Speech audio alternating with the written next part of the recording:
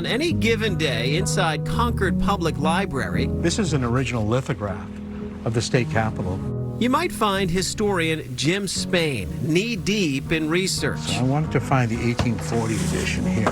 One of his favorite topics, the State Office Park on Pleasant Street. It was once the New Hampshire Asylum, built in 1842 to house mental health patients, where for decades a secret was buried on the grounds. Do you feel like a bit of a history detective figuring this out? I do.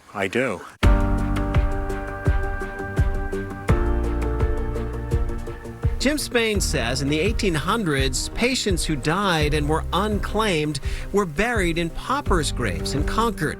But there were no recordings of those burials until 20 years after the hospital opened. So we were wondering, the first question that we had was, where did they bury the first patients that were here in the 1840s, the 1850s? Where were they?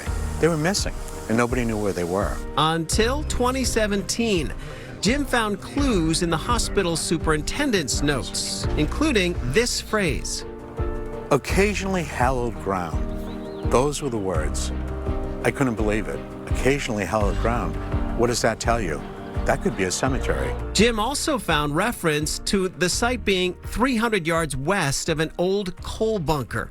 To pinpoint that location, he knew just who to call.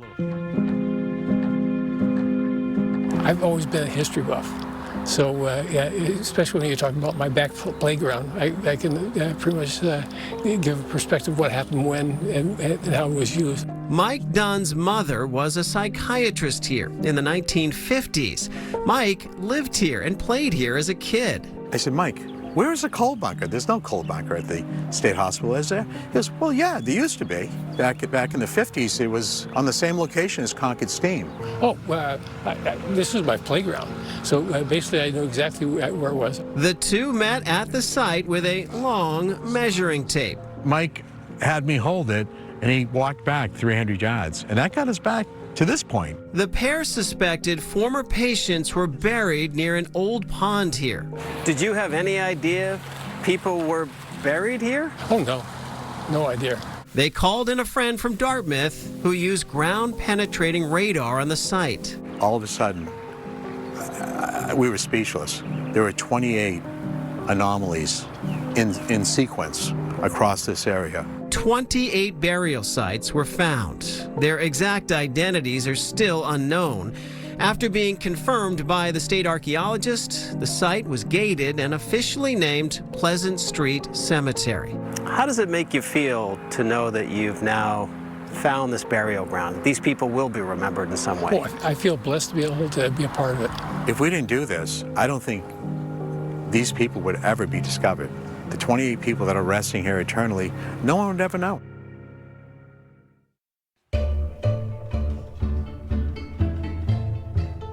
If you travel to North Cemetery in Portsmouth, you'll find an historical who's who buried here. This is, John Langdon, signer of the Constitution. Bill Thompson and Rick Davidson have a hobby of visiting grave sites around New Hampshire and posting the interesting stories on YouTube. Now, she goes down in history as a girlfriend of whom? John Wilkes Booth. John Wilkes Booth. It all started with Rick's photography.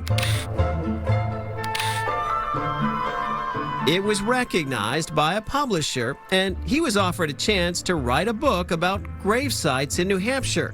First thing he thought of was his fly fishing buddy, Bill Thompson. I said, well, this will be a lot more fun if I do it with my buddy Bill. And he immediately said yes. It was kind of a natural. So we drive around and solve the world's problems every trip we make. Over about a year, the pair researched and visited 116 grave sites around the state for a 2-volume series called Buried New Hampshire, complete with pictures.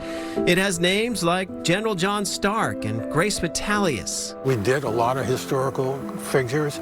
We did actors, actresses, baseball players, astronauts. And to help promote their books, And obviously we are at the Tilton Arch. Rick and Bill started making those video clips. As you can see, there's no marker here. It's just a pile of rocks. Yeah. And that is where they found poor Nancy.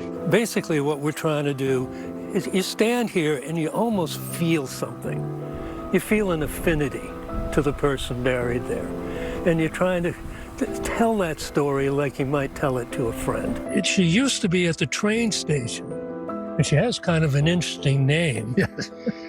Timetable Mabel. I think that's clever.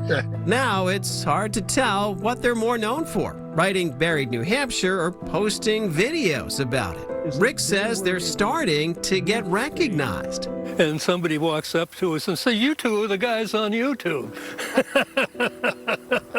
So I guess, you know, every once in a while, yeah. While the book project is done, these old fishing buddies continue visiting interesting grave sites, hoping to uncover more stories buried in New Hampshire. I've had people come up to me and just more than once saying, "I didn't know that.